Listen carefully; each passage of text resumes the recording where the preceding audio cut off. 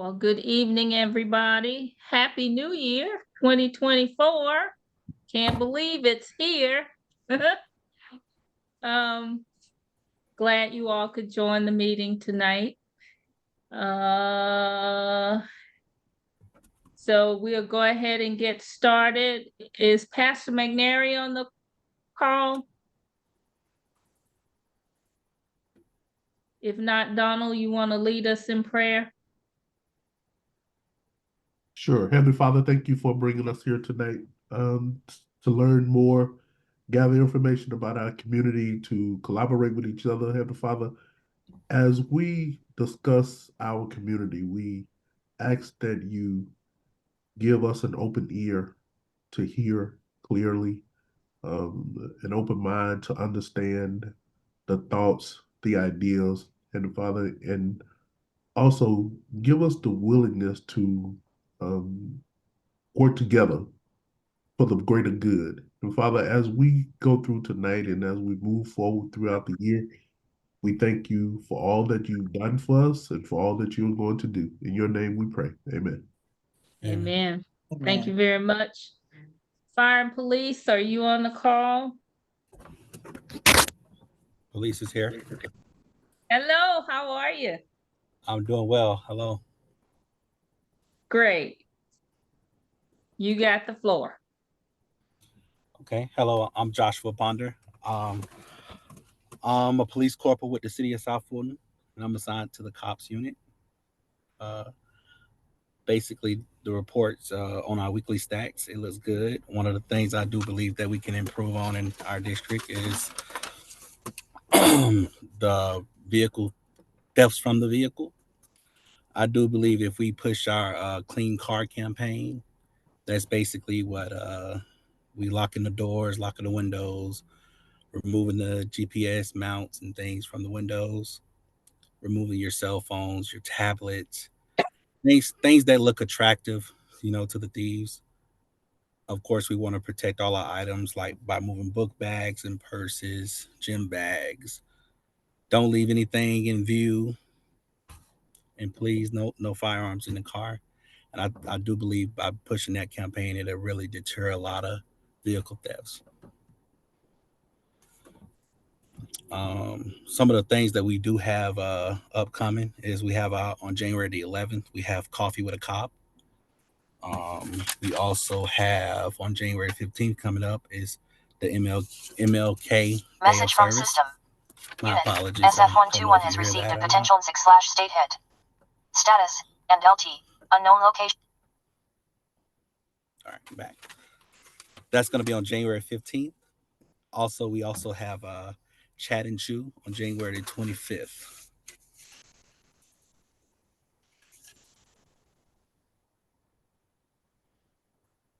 Have any questions? Where are the locations of these events?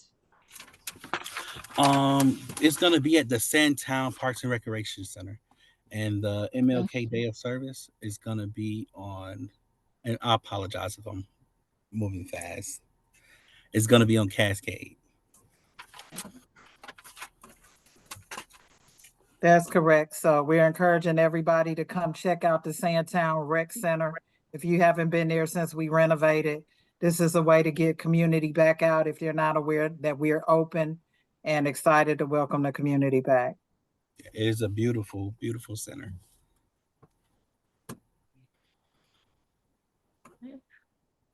Wonderful.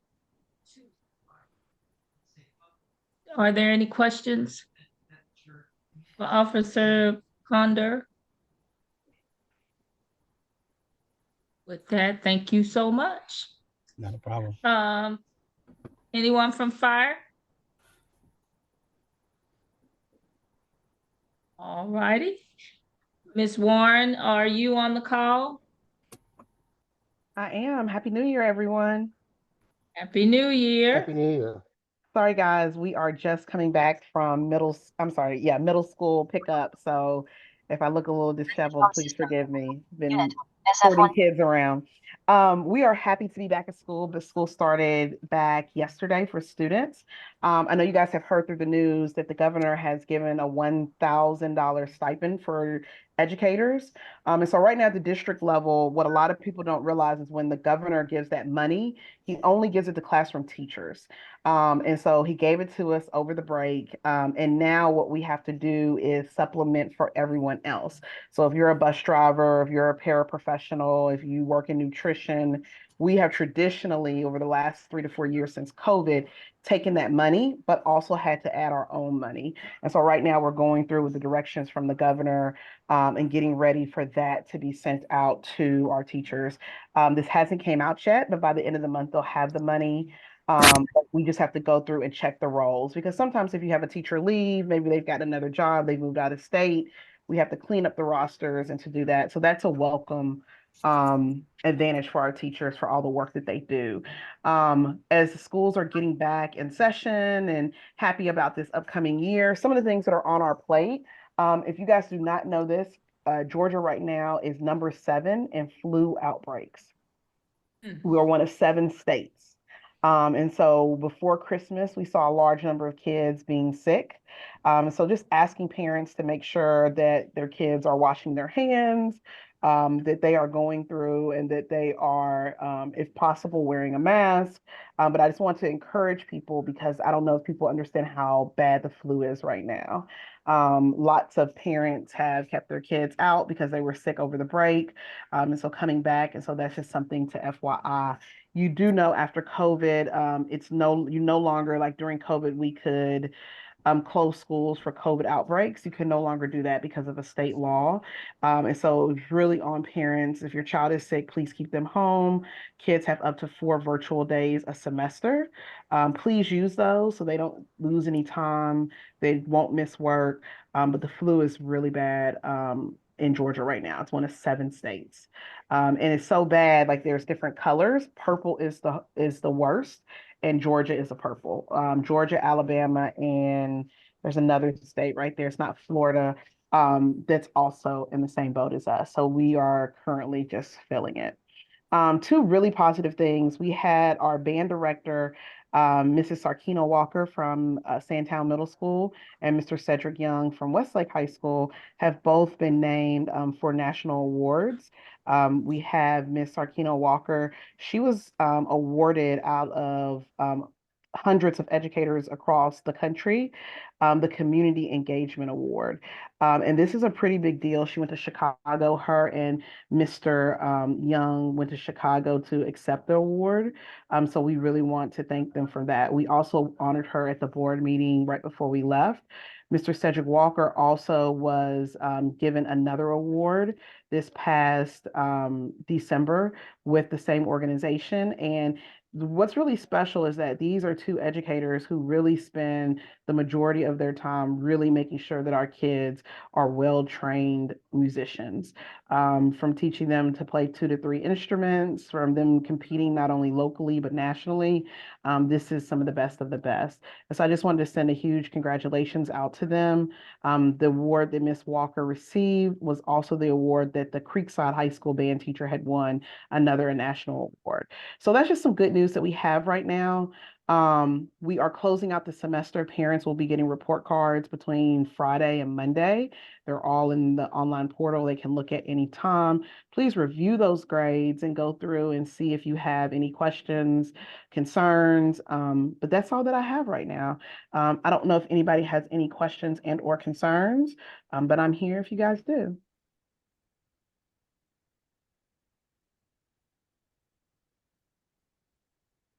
Any questions, anyone? Well, thank you, Ms. Warren. And hopefully you all will get through the flu season. I can imagine I had 2 people in the family got COVID and it was rough. Yes. It was truly rough. And it started off with flu-like symptoms and all of that good stuff. So we all need to be careful. And like you said, wash your hands and all of that. Yeah. And one of the things, can I just add this one thing? I'm sorry. Sure. Say this. One of the things that's been really effective is for the parents, wash their backpacks and their coats. And as they come in, wipe down their stuff, give them some hand sanitizer, because I'm seeing people old, young, it doesn't matter, they're getting it and they're getting really, really sick. So just be careful. And like you said, some of it's flu, and I'm sure some of it is COVID. But the flu right now is just, I think a lot of people have just thought it's over. So thank you guys. Thank you. With that, okay, we have a D R Horton on the line. I have been communicating with Austin Nance, but he told me that would be some others that would be on the call today. So is someone on the call from D R Horton? Yes, good evening. My name is Michelle McCauley, and I do have a presentation, so I'm not sure if I can go ahead and share my screen. Is that all right? Donald, can she go ahead and share? Can you help Yes, her she with can. that? Yes, you can. Let me just start this. Wait a second. I'll make sure I get this. All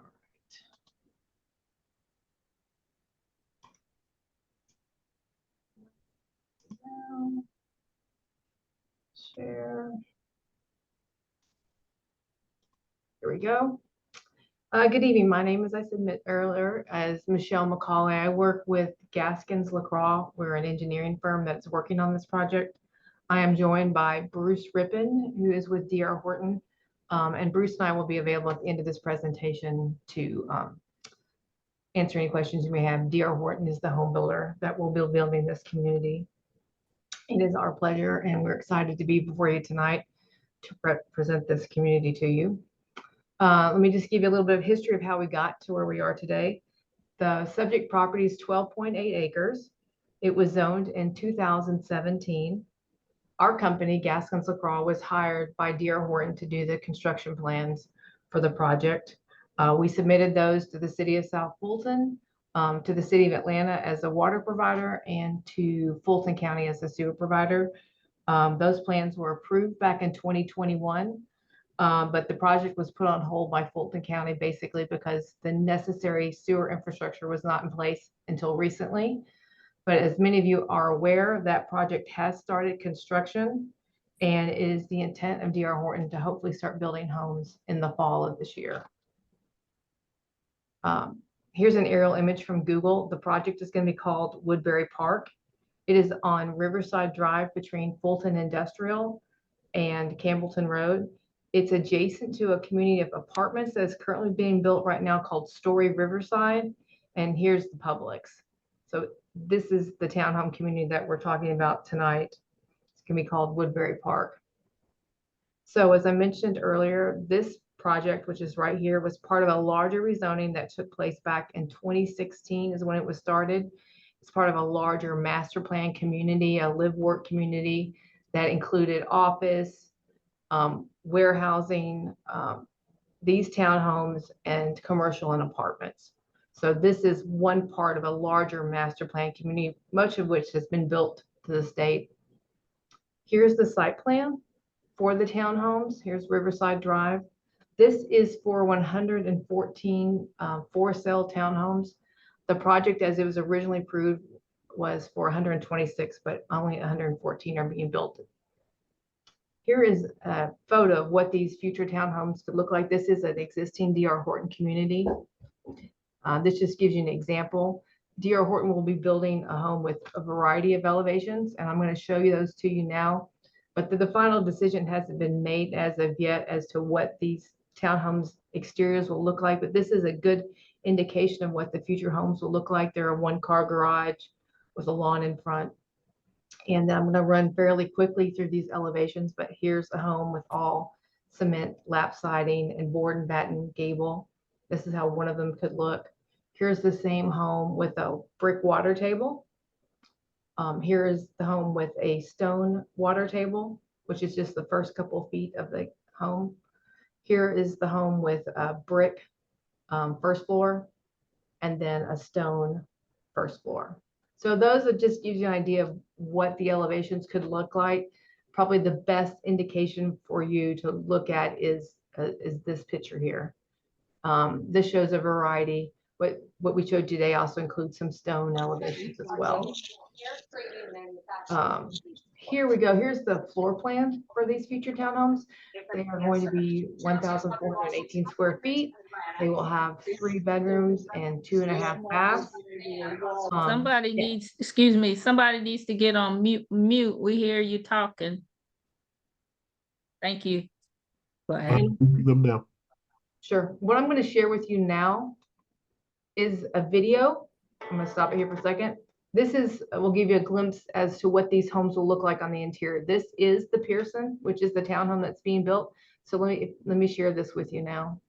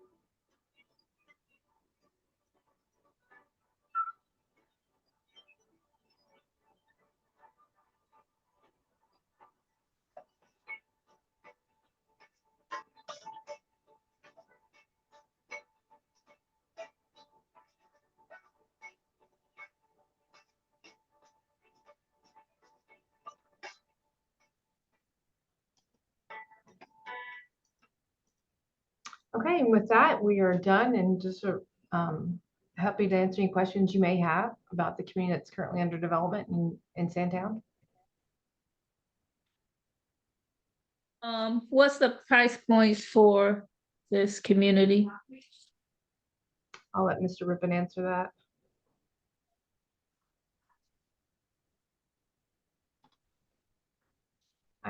But hey, Bruce, I know he's in the meeting. I am so sorry. There you go. We don't expect the development aspects and planning to be done until this summer. So construction won't start until fall. And we will then know what our opening price will be. At this time, we fully expect these to at least be in the upper 200s. And certainly before the end of the project, and depending on how fast we are able to raise prices in the market, they'll easily be into the 300s before too long, I would think. Someone had a question in the chat. Where is it located? So I'm going to go back and share my screen again, so that you can see. So this community, so this is Campbellton Road. If you're seeing this now, this is Campbellton here, and this is Camp Creek Parkway. Here's Publix. This community is called Story Riverside. It just happens to be adjacent. So Riverside Drive connects between, this is Fulton Industrial. There's apartments here. I think it's called Panther Park Apartments. I'm sorry, I don't remember exactly the name of this apartment complex. This is some senior living town apartments here, and then Riverside Drive. So we'll be fronting right here on Riverside near the intersection with Plummer Road.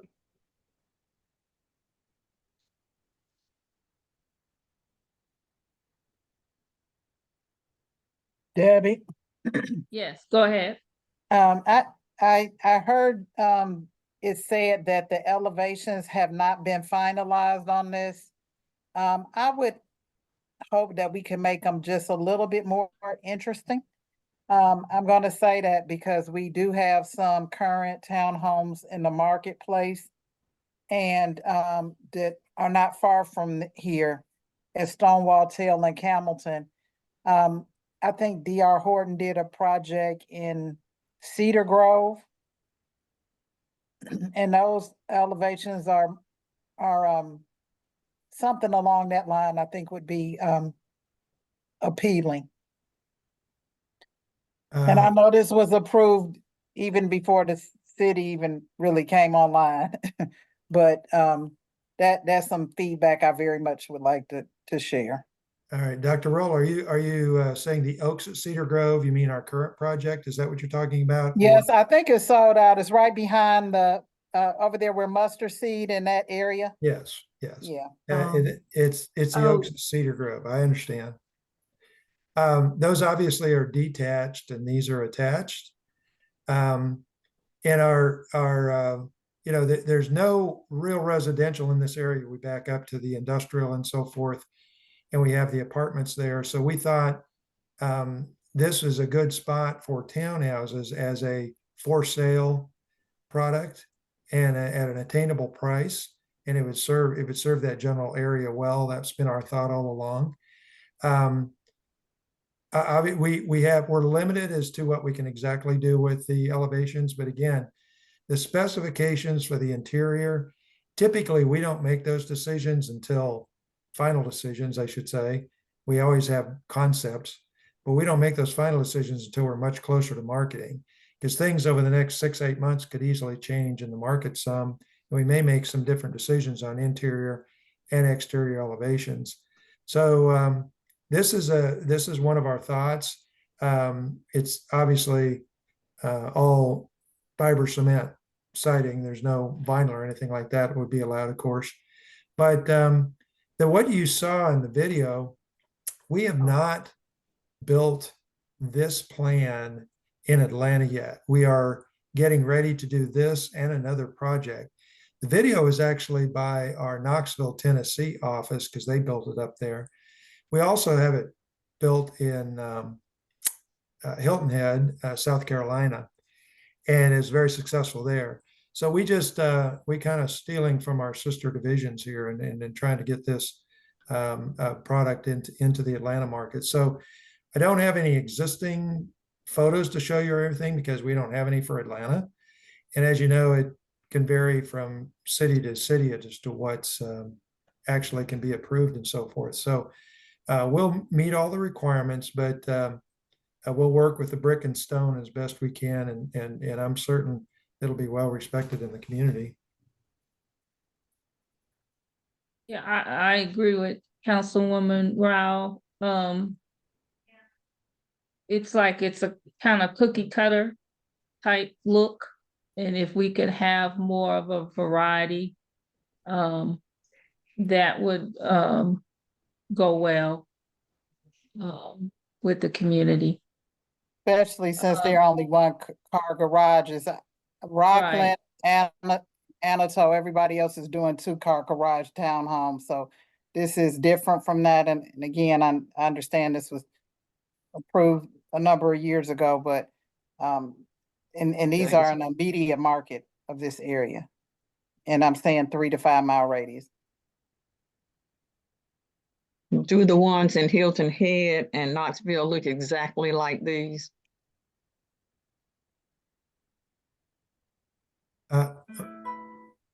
Bruce, is this picture from Knoxville? That is not. That is a similar product. Oh, that's right. In Noonan, but it is not exactly the Pearson plan because we haven't built the Pearson plan yet in Atlanta. So, but these architectural drawings are more accurate as to what would be inflected. For example, the gable has some additional detail to it, and you don't see that in the picture and stuff. So we'll pay. Right. There'll be, so this house doesn't have like that craftsman gable, whereas the homes that D R Horton will be planning for have this board and batten in the gable, and then there'll be a variety of stone and brick, so that not every house. But what's similar to this neighborhood is that not every house looks exactly the same. There is a variety of elevations on the front. Correct. Yeah. Is there an amenity package with townhomes, or is all townhomes and that's it? Just the kiosk area obviously is in the corner of the project. But no, this was again geared toward the individual and who, if they wanted a young individual, perhaps it has a fully maintained common space area and yards. So it's never going to look bad. The homeowners association will take care and maintain all the common yards front and back. So everybody will get mowed on the same day. And it'll, I think, similar to an apartment project, always look well maintained. So we will have a variety of elevations, and we certainly can agree to that.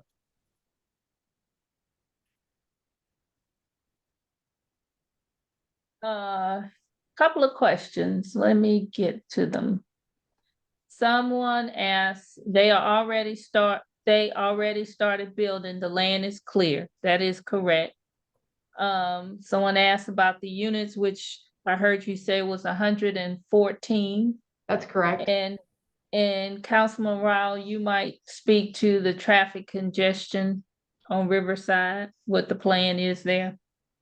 Thank you for the question. I think about maybe around October, I met with the planning staff, public works, engineers. We just got a traffic study completed by Lowe's Engineering to talk about what needs to happen along that road to widen, particularly not just Riverside, but going across to Union Road, like if you were turning off Camilton going to Westlake. And so that study has been complete. Now it's my job, and I'll probably be asking for your help to advocate for the funding so they can expand the road in that area, because it's very tight already, even before these units get on the ground. So we already knew it, and we're working on it. Traffic study is now complete. So well, that'll be one of the things in my upcoming town hall, which will be in February, that we'll be asking the staff, the city staff, to address, or what is the plan before these units come online.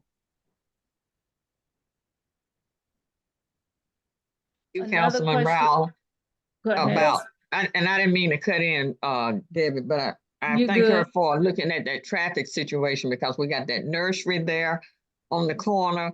And even when traffic is sitting right there at the corner of Riverside and Hamilton, if a Publix truck decides to come down that way and try to get in, they've got to wait till all of that traffic clears on Riverside before that truck can make that turn to make his delivery.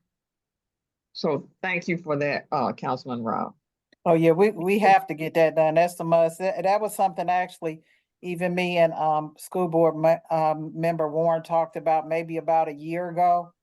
But getting the study done was the big lift, and that's completed. So now we just got to get the funding, whether we apply for the state or we find it in our city budget or whatever we need to do.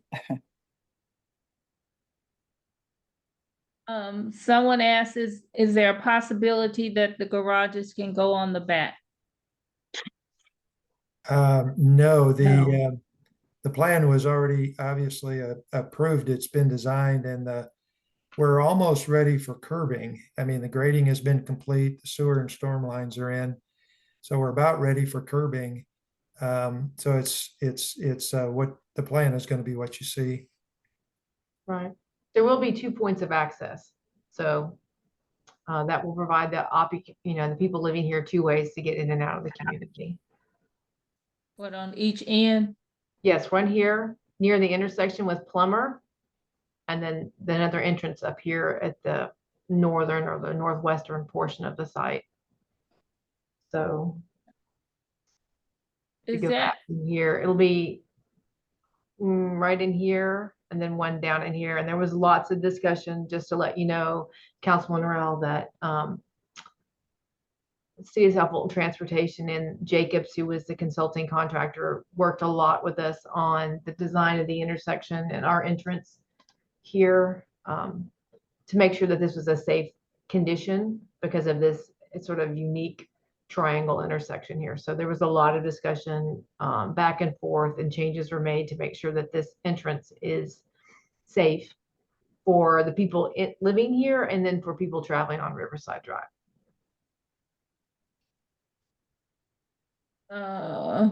Two people are agreeing that their comments are, these are very old elevations. They're looking for something a little more Modern. Yeah. Mm, Because this was a couple of years ago. yeah. Where will you, so the elevations and stuff that you're showing on the drawings are different from the elevations that we see on the picture? Right, this is But just to you're give do- you an example. This is a townhome that is the same width as the townhomes that we built in this community. So it looks very similar from the outside. What's different from what's shown here is the interior. So the floor plan that I showed you, but this gives you a very good image of what these townhomes will look like with, it's a 1-car garage. The setback's about 20 feet. So there's parking for approximately 3 vehicles if you park in the garage and then 2 vehicles on the driveway. So that's what this gives you. That's what the purpose of this picture is, to really show you what it's going to look like. And then the elevations are just choices that D R Horton are considering for the changes of how that front looks. So they're going with, I saw some pictures of what Story Riverside, it's very similar to the look of what Story Riverside's building for their apartments, with this sort of cement-based siding with brick accents or stone accents. What I would like to see, since they're not detached townhomes, they are all together. What I would like to ask you all to consider on each end, do more of a, like the first level brick or something, where it's not all wood look on each end, but at least on the end, put a little bit more brick accents on the sides on each end. Because how many will be together? The maximum number of units in one row is 8. 1, 2, 3. Okay. So on each Maybe 9. end unit, make the sides have more brick accents, or stone accent, or whatever makes sense. But instead of it, and they did that in some of the homes in Sandtown Center, where they may have front brick or whatever, but the houses that are on the ends of the street, those sides are brick, and it gives it a much prettier look when they do that. And so will all of them look just alike? On mute, and I'll let Mr. Rippon speak as well, but these will all be townhomes. They will all be 20 feet wide. They will all have this. So the difference that you'll see on the exterior is just the different finishes. So they have, what I showed you was 5 potential choices. And that's what these are. So there will be variety, and they will, within the community, they won't all be exactly the same. There will be a mix. I don't know. So do the ones in Hilton Head sort of look like these right here that you're showing us right now? With all siding on the front. That's just that look, period. Or okay. do they look a little bit more upscale because they are in Hilton Head? Oh, I'm not sure about that. Bruce, would you happen to know? I have not seen them. I have not. I do not know. And apparently, you have seen them, so you're ahead of me. Well, what's the name of them? Yeah, we can get Yeah. Do you have an address where they are in Hilton Head? I do not. We've had people in our company certainly visit Hilton Head to view these. Was not on that trip. As I understand it, these plans are basically identical to what is in Hilton Head. So I think we're going to very much match that look. So if we can get the address, and that way That would be good. Thank you. Yeah, we need the address. That's what I'm talking about. I don't know the name of the project or anything like that, so we would have to research that. Okay, and you can get back with us with that information. Sure, we can get you that. Okay, also, why is there no amenities? And how come there isn't any 2-car garages, a mixture of 1 car and 2 car? the business model and the business plan and the zoning and everything allowed for this. It is, we are going after a specific buyer. And I think we're going to fulfill that need. And this is very attainable price. And I think it's perfect when you look at the surrounding area with the townhouse, with the apartments, with the mixture of the industrial parks. Even in this picture, you see very little housing other than on the south and southeast. It begins to get into some older neighborhoods. So we're after a specific buyer, and 114 units, according to our basic community size, is really not very large. Most communities in Atlanta, of course, are bigger than 100 units, and this is all obviously that could fit on this site. So it was just determined that this is the. So what do you mean a specific buyer? A middle to low income buyer? Obviously, price leads, generally speaking, most decisions when it comes to housing, typically. So again, you're going to get a mixture of young adults, I would think. You're going to get some people who just don't want to own a lawnmower, and all the exterior is going to be taken care of for them. No, that I understand, but I'm saying if you're doing 8 units or so to buildings, it's 114.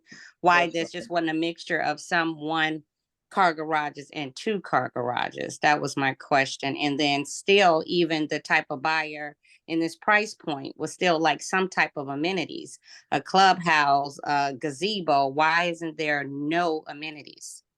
From a marketing perspective, it was just felt that this would be very saleable the way it is. Can I share this perspective?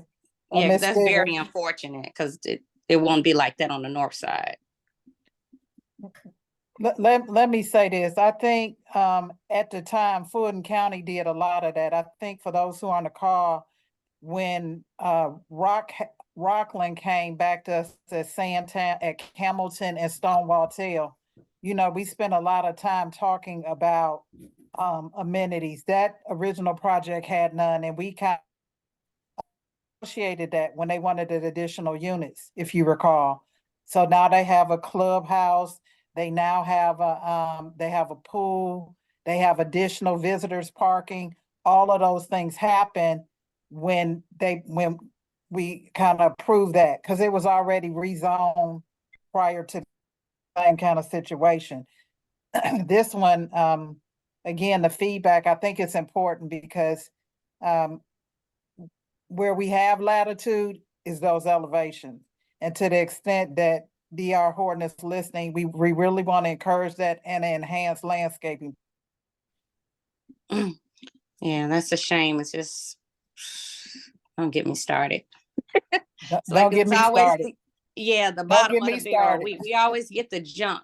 Why wouldn't we want amenities? I don't care if the price point is in the low 200,000s. I mean, there should be something besides a house. That's just ridiculous to me. Some type of common area, some type of play area, something that could have been done to have the residents be able to have some type of outdoor space and not just a home. And I don't think it would have been approved or accepted anywhere else. Great.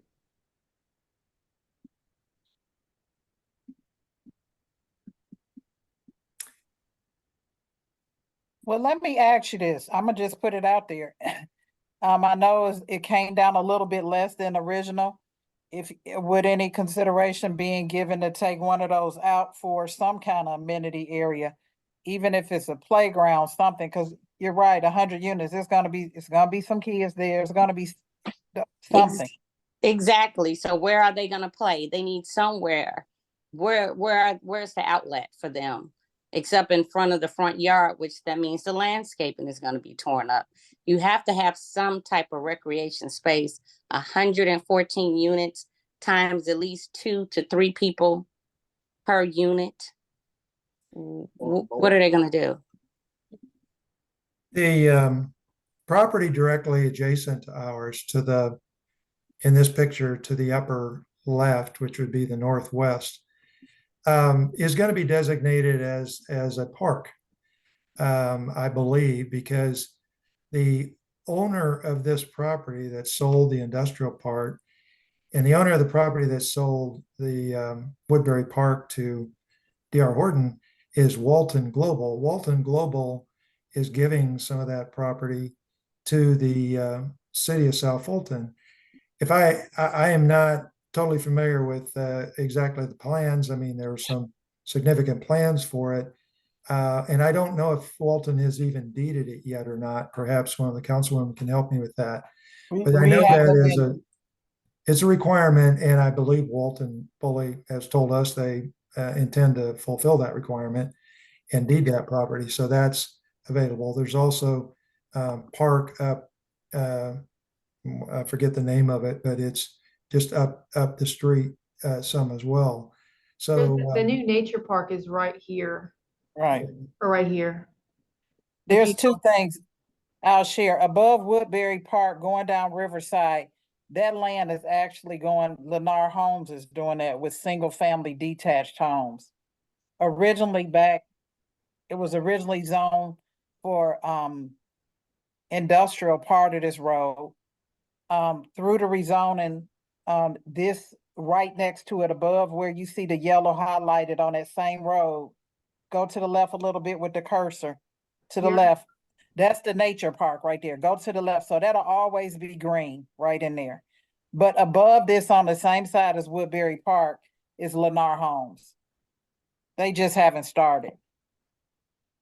Okay, yeah, so the land that Mr. Rippon was referring to is, it's right here adjacent to us as well. Councilwoman Rowell, you may be aware of it, that there's some property here that's owned by Walton that is, was part of this larger agreement for the development of these there were 5 rezonings that took place here, was for a donation of a green space here to be protected. But that's separate. I remember those discussions. It hasn't been deeded as of yet, to my knowledge. I know we haven't, so. But again, I think to the point that the nature preserve is nature. It doesn't have any playground equipment. That's trails and the like. And that's great. But in terms of, some consideration to a playground, a tot lot, something inside that subdivision, I think just makes sense. Yeah, I mean, you slated for 115 homes, but there was no consideration for any type of space, any type of recreation space, just homes. Yeah, that's when was it zoned in under Fulton County? What year? Right before we became a city, 2016. Yeah, this was zoned. A lot of that happened. Zoning was going in place, was in process when the city was being formed. Yeah, that's some slick stuff right there. Yeah. And it looks like get in and get it done before we can actually have a vote on what we actually need in our community, and not these cutter. We had a vote with our commissioners, and at the time we didn't get that involved in this. But just for perspective, I live in Versailles. There's 101 homes here.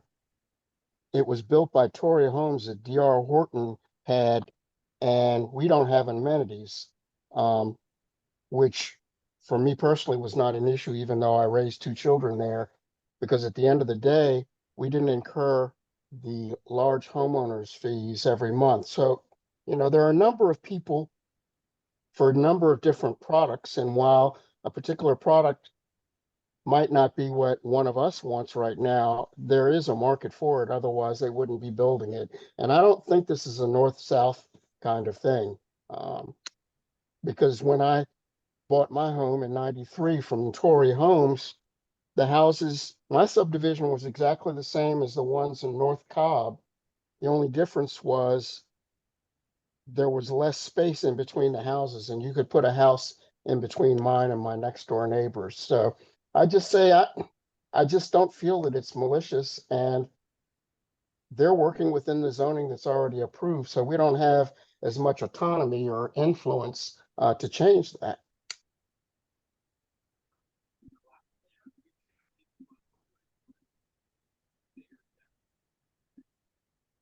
Are there any other comments? Any other questions? So my question is, Debbie, so at this point, there's no reconsideration for updating the elevations. It is what it is. What we see is what we're about to get. Is that? I think the point is that we have stated we haven't finalized these elevations exactly yet. And this is very typical before, I mean, we don't 7 months or 8 months before we start construction. It's not typical that we would have everything finalized, including interior or exterior features. What we've been representing is we're bringing this product to Atlanta. We will have a variety. We're talking brick and stone. We're talking board and batten type sidings. We're talking different things, and we will make these obviously finalized. And I think in the end, it's going to look real good. And but it's going to be several months before we would finalize what we're exactly doing. Can you come back to the community once you do finalize it to show us, give us an understanding or clear picture of what it actually will look like? And at that point, it'll be finalized by us. So we could certainly send you product and everything. Are you talking about a meeting again? We meet the first again. We meet the first Thursday of every month.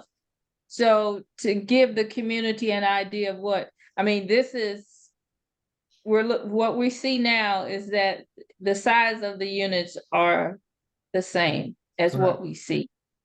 What we also saw is that the different elevations and looks that you were looking at on the other drawing, which you haven't made a decision on. And once you make the decision, we would like to see what it will end up being. And if during your decision process, if consideration could be given for an amenity package of some sort, you may come back and say, no, I don't know, but we want to put it out there. That we think that would be more, that'd be more conducive, because we have had over the years developers to tell us that you don't need an amenity package, and we've told them no, we wouldn't approve their zoning because we do have children, and if they don't have anywhere to go or whatever, they're going to go to another neighborhood, and that in and of itself is going to be a whole nother issue. And so we would like to have these communities where they have, they have amenities, they have a home, they have all of it. And it doesn't have to be elaborate. I don't know what really, well, like Councilman Rowell said, the one down at Stonewall Tail, they ended up putting an amenity package there. All right, yes, we will finalize some elevations. We will come back if that's what you want, yes. Thank you. Thank you. Do we have any other questions or from anybody else? Well, thank you all for coming and joining us tonight. Councilman Rowell, you are up. Thank you all. Thank you. Thank you. A couple quick updates. I don't want to rehash kind of what the police department shared, but today we have the reopening of Welcome All's weight room. We had a huge turnout, so some of you may want to actually turn in your memberships at other places. There's some great equipment in the Welcome All Park now. When you get an opportunity, stop by and check it out. In addition, on tomorrow from 10 a.m. to 3 p.m., this was included in my newsletter, the City of South Fulton is hiring for custodians, fleet mechanics, and administrative technicians for the city. They'll be doing background checks on the spot and making employment offers on the spot. Positions start at $25 an hour and up. So I want to encourage you, if you know somebody who's looking to have those skill sets, to stop by Welcome All tomorrow from 10 a.m. to 3 p.m. Come prepared for an interview with resume in hand. Currently, we have Christmas tree recycling. going on through January 20th is free of charge at Merck Miles. Please take advantage of that. If you had trees that discarded, we want to encourage that so we don't see them on the side of the road. In addition, on Tuesday, we began or kind of did a demolition ceremony for the Cliftondale Community Center. We will begin engaging with the community to get feedback and your input as we re-envision what the new art center will look like for the Cliftondale area. Councilwoman Gums will keep us apprised on that. There'll be a number of sessions to get your feedback. And finally, we have a couple of MLK Day activities going on in the district and in the area. On January 13th, which is a Saturday, we'll be doing an MLK project with the Southeast Trust for Parks and Land at the Aerotropolis Nature Trail, which is at Butner and Camp Creek. That particular park is on the edge of District 1 and 2. So me and Councilwoman Gums will be participating. And on January 15th, which is actually MLK Day, we have a cleanup with the Cascade Business Merchants Association. We'll meet at the golf range. We usually have a huge turnout for that event, but we'll be cleaning up, doing litter pickup all up and down Cascade Road on MLK Day from 10 to 12. So those are just some upcoming activities that you need to be aware of. I think since the last time we talked, the only new major thing we had happen was we had, of course, Chipotle open up. Many of you may have already been there. It looks pretty busy from what I can see from a distance. But that's the only major thing that's kind of happened since our last meeting in December. I am beginning to think about planning activities for the year. I welcome any feedback from you at this time, or if you think of something afterwards, please send me an email about activities you want to see. There are a number of things that will be rolling out of Sandtown Park now that it's reopened, and the rec center. So stay tuned. I know we have a Parents Night Out coming up. As the police officer said, we have Coffee with a Cop, Chat and Chew with the park rangers and the police department coming up. So everybody's very excited to be back in the building. And so you're going to see a lot of programming coming out, and after school is now back available at Sandtown Recreation Center at a cost of $40 per week per child.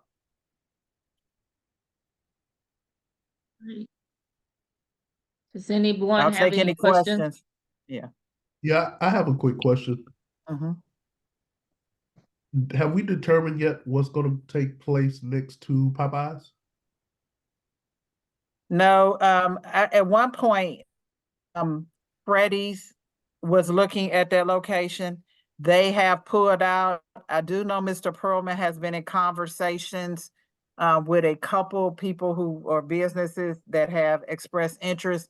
I don't know that they're far enough along where he is ready to divulge that.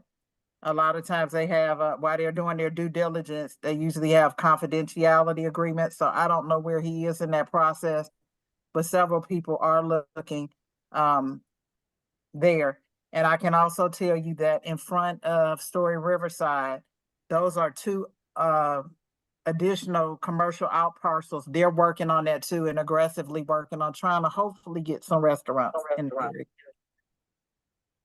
Well, interesting. I was at the Starbucks this morning, and there were people out on that parcel next to Popeyes out taking pictures, and there was several men out there. So something is going on. Somebody is interested, but they were there today.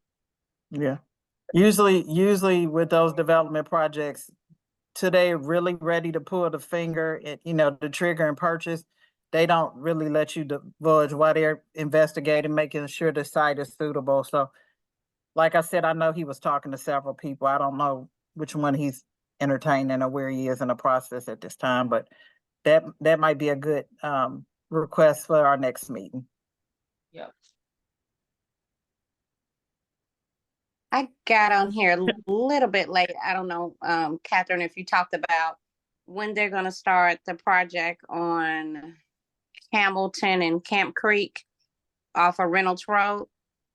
I see that if you go to their website, you can see the development of the units and the 11 retail spaces that they're building right there on that corner. Yeah, I don't think, honestly, I don't think we're gonna see any traction on that anytime soon. From what I understand, the road improvements that the developer would have to make even along Hamilton Road are to the tune of about $20 million. And so they're reassessing that project, as I understand it, and they're working on they have a financing. And so they'll probably wait to see how the market shifts in 2024 with the interest rates. That can help close some of that. But you know, interest rates are high right now. And so that slowed down a lot of projects. Okay, because you seen the rendition, you saw how they're supposed to be developed, right? The pictures Of and course, everything. yeah, I've been involved since day one.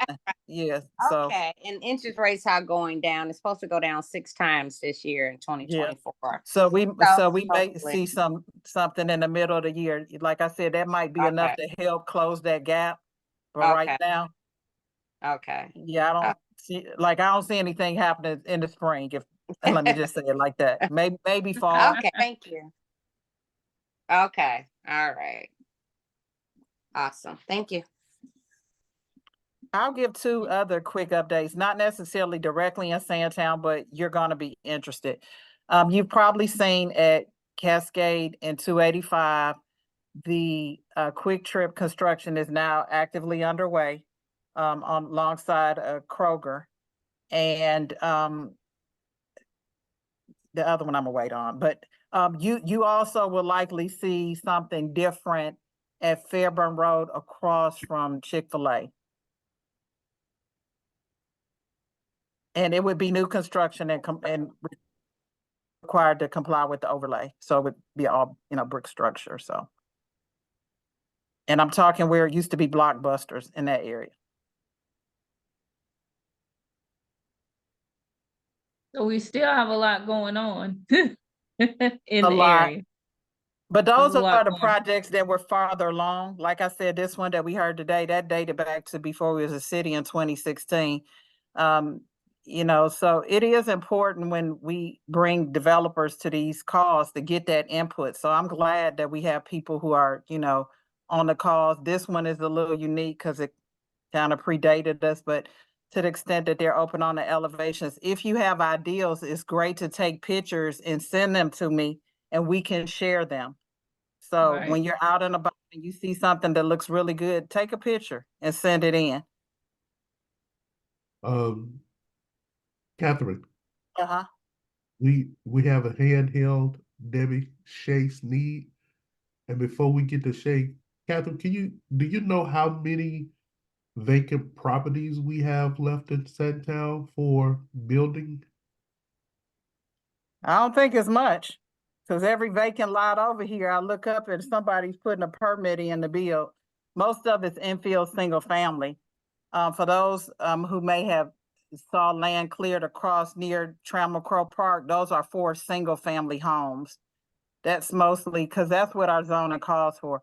We're just right above agriculture in the zoning. That means that in our area, and this is true of all the District 1, it shouldn't be, unless it was already zoned like this, shouldn't be more than 3 houses per acre. Okay. And I think like Sandtown Center, I think you're R3. I think my subdivision is a R3.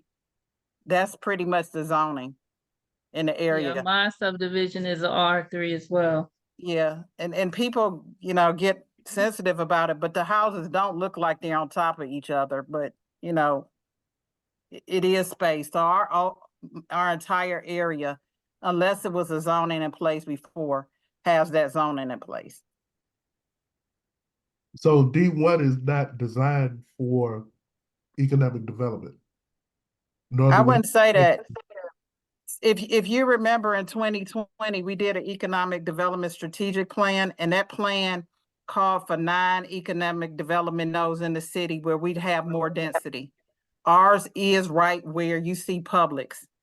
And it was done that way so we could attract the retail. They don't come where there's no density.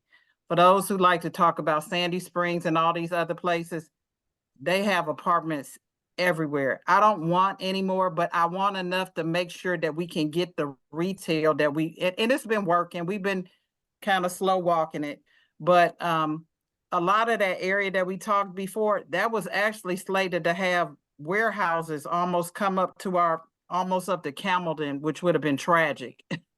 And so we really don't have a lot. We have some land along Camelton as you're going towards Douglasville. They have zoning in place, but nobody's come forward recently. We had like a spa hotel at one point that came before us. That's been maybe pre-pandemic, Debbie, if I'm not mistaken. Right, We haven't heard from them in a while, but and they have maybe about 11 or 12 acres along Camelton Road. So most of what we have left is going right at Cascade Palmetto, like down at that end. It's some land, and I think it's some signs there. And we also have a sign that's right there on Camelton between Wallace and Reynolds Road. There's been a sign up there for a while now, but we haven't heard any interest in that. And of course, Sandtown Center, which is huge, is 74 acres. And I think we'll be hearing something about that soon. Okay. Debbie, you have 2 hands up. Okay, I don't see them. So whoever wants to speak, go ahead. Shay and Brittany. Shay, hand was up first. Go ahead. Goody. I'm trying to remember what I was gonna ask. It's about Sandtown, rec center. Is there a weight room or workout room in Sandtown? It's a couple pieces of equipment. They didn't have like a weight room like Welcome All, but there is a treadmill and a bike down there. It's like 2 or 3 pieces down there right now that are on the lower level. Were they replaced? Or they new? Or they from? It never had it before. I think they came from some of the equipment they had at Welcome All, but which was fairly new anyway. But we hope to get some more. And that property that you were talking about across on Cascade, where the Blockbuster used to be, is that behind Blaze Restaurant? Is that parcel back there, or is that? Am I thinking the wrong spot? This parcel sits right directly on Cascade at the corner. It used to be, it's the all-white building with no name that everybody complains to me about. Was it a grocery store? Is it a convenience store? It was a gas station at one point, then the pumps came out, then it was a convenience store, and then I think it was a movie rental place. It's been but it's okay. What a wing place, LT's just closed up. Okay. It's in front of it. LT's is a separate property. Okay. Right on that corner. I know what you're talking about. Exactly. Okay. Thank you. Donald, call on whomever else you see, because I can't see them. Brittany O'Neill. Hey, yes. My question was about the park, the nature park. Wanted to know what's the name of it and where is it located again? The one by Woodbury Park? It's the Camelton Creek Preserve.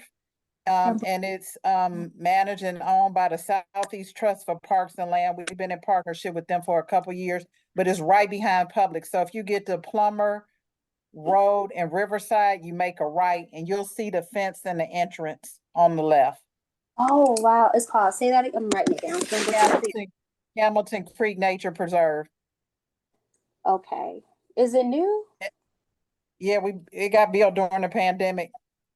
Okay, Campbellton Creek, right behind Publix on Palmer. Okay, thank you so much. And they have quite a few activities. They have a Facebook page. You can keep in tune about what they're doing. They have trail build days, all kind of things over there. They have bees on the property. It's a community garden. Nice. Okay, and it has like trails to walk and run as Yep. well. Yep. Okay, thank you.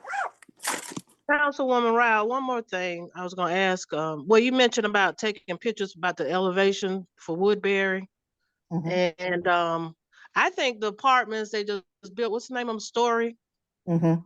I think those are nice, ooh, I can't talk, man. Elevations. If they want, I know maybe they don't want to look exactly like those apartments, but that's something that's a little bit more modern than what they're presenting. Yeah, I think if we can give them something, some wood, something, Yeah. it would help. We don't want them to look all the same. And actually, the insides of those apartments are so very, very nice. Yeah, they're They're nice. They're very nice nice. apartments. Yeah, Yeah. they look great. I haven't been inside them, but from the outside, they look really nice. Oh, So I if can you go imagine inside, you're inside is gonna be nice. amazed. They Yeah. are very nice.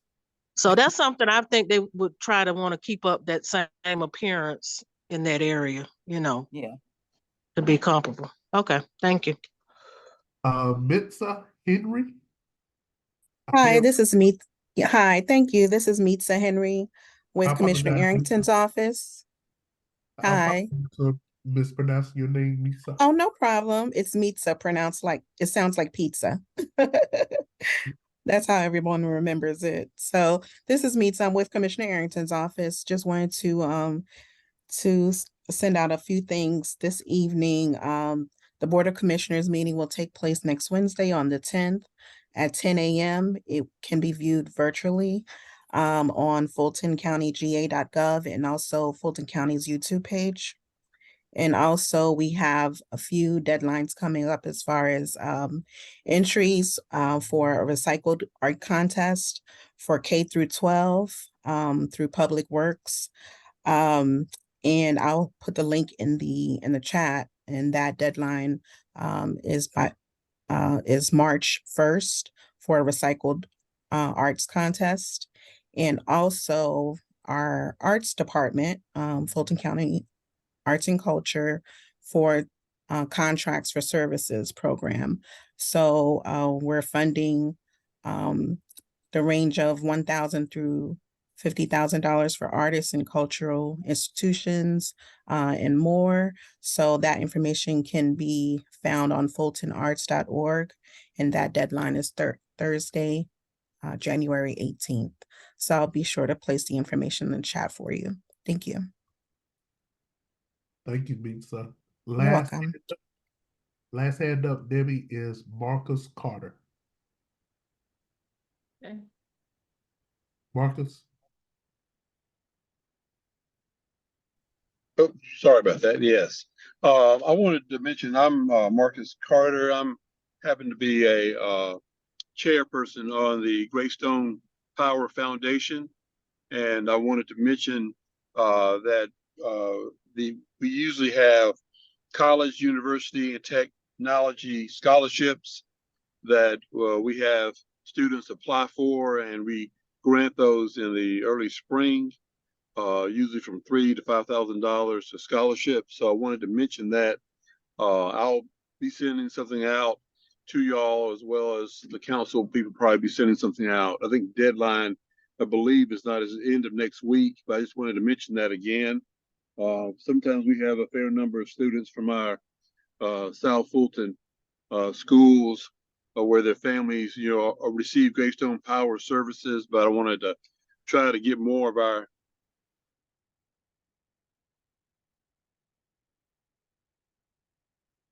Uh-oh, we lost him. Mr. Carter, we can't hear you.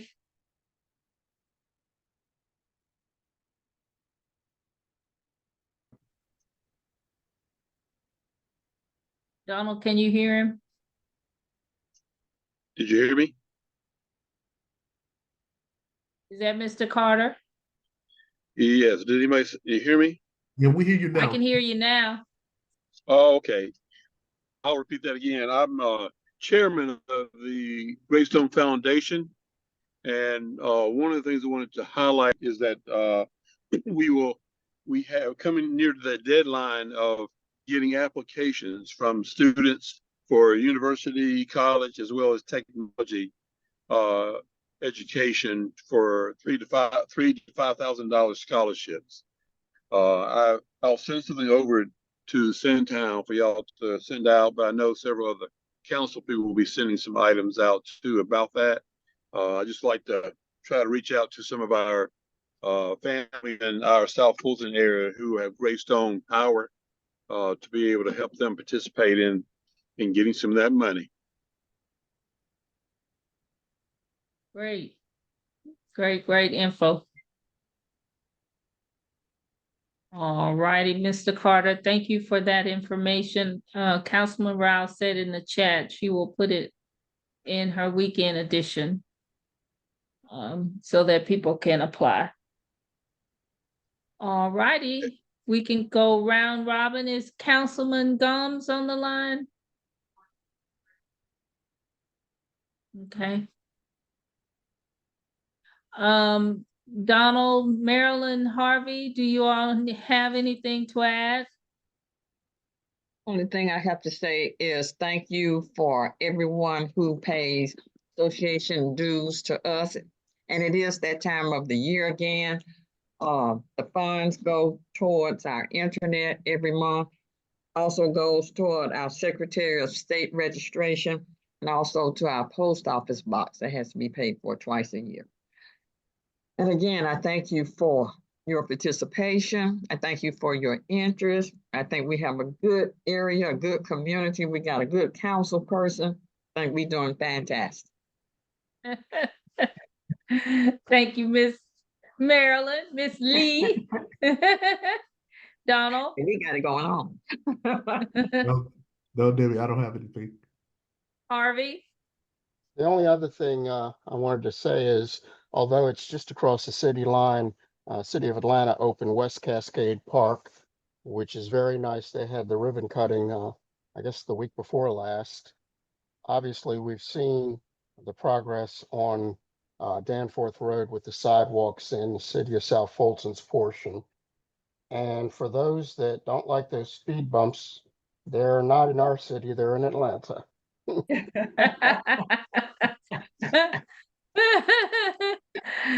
Oh goodness, well, I don't go down New Hope now because of that. I just go around. I get it. But I actually went down the other day because I wanted to see the park and I saw folk driving through it. So I can't wait to go and see what it looks like, because that's about 13 acres back there, is what I'm told.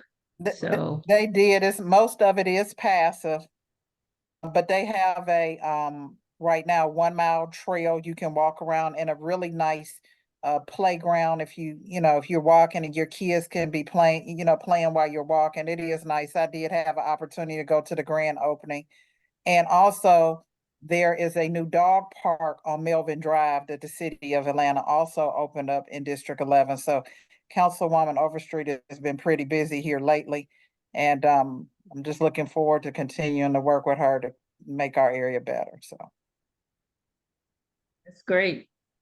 Hey, Debbie, if I Go can, ahead. Councilman Rowell, the senior development that's going to take place on Reynolds Road outside of the Sandtown Center community, I'm assuming that they will be coming back at some point for a discussion. We've been having a lot of chatter in the subdivision concerning the buffer zone that'll take place, or what we hope to take place in between the properties and the townhomes. I mean, the property and the elderly facility. mm-hmm. So when that happens, can you alert us? Because So I know that they're ready to begin construction. Last I heard, they're projecting around March that they'd be ready to go. I know they've closed on the property. The time for us to do that leverage is before we rezone. I just want to remind people. Anything after that, is good faith. So we really need to be in conversation. I think Cassius will listen because he lives here, but I just really want us to emphasize that. So Debbie, that might be inviting him back kind of to give an update then as well. But I do know they're ready to go. They They have a land disturbance permit and everything already. I can invite him. That's Cassius Coleman. I know that, aren't they doing the one over there at Greenbrier. at Greenbrier? Yeah. Yeah, okay. I'll reach out to him. Thank you. Okay. Brittany O'Neill asks, is Merck Transfer Station open? They were closed my last visit a few Saturdays ago. Yeah, they're absolutely open. It might have been just because of the way the holidays were, but they are open on Tuesday through Saturday each week. So they are definitely open. And yeah, they're open. And we're also doing free recycling of Christmas trees as well currently through January 20th. For those who don't know, you also can take all your Amazon collapsed cardboard boxes over there for free. You don't pay to they'll recycle those. You can just take them there and drop them off. So if you got a garage full of boxes, go take them to Merck Mile. They don't charge you for those boxes. Trash, yes, but recycling, no. What about shredding? Do they have a machine there all the time or just certain times of the year? We'll do separate shredding events. I know Councilwoman Gums just did one maybe about 3 weeks ago. Dang. And yeah, and we'll probably have one. I'm working on one.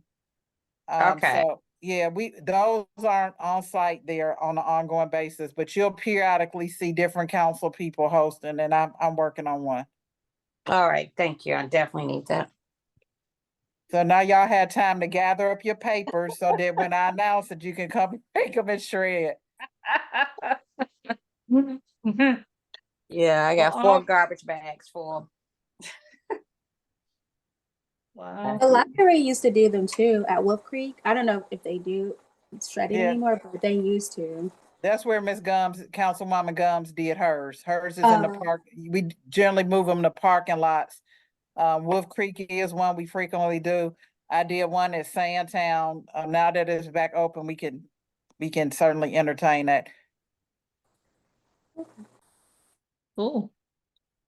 All righty. Well, if we don't have any more questions, I don't see anything else in the chat. Donald, do you see any more hands? You're on mute. There are no hands, baby. Okay. Well, thank you all for coming. We will see you all in February for our next meeting. And you all have a great rest of the week and a good weekend. You too. Thank you. All righty. Oh, the inauguration, I sent it out. The swearing in of the new council members is this Saturday at 4 p.m. at the Southwest Art Center. It's open to the public if you have time. Okay. All righty. Well, you all take care. Okay, bye-bye. All right. Bye-bye. Bye.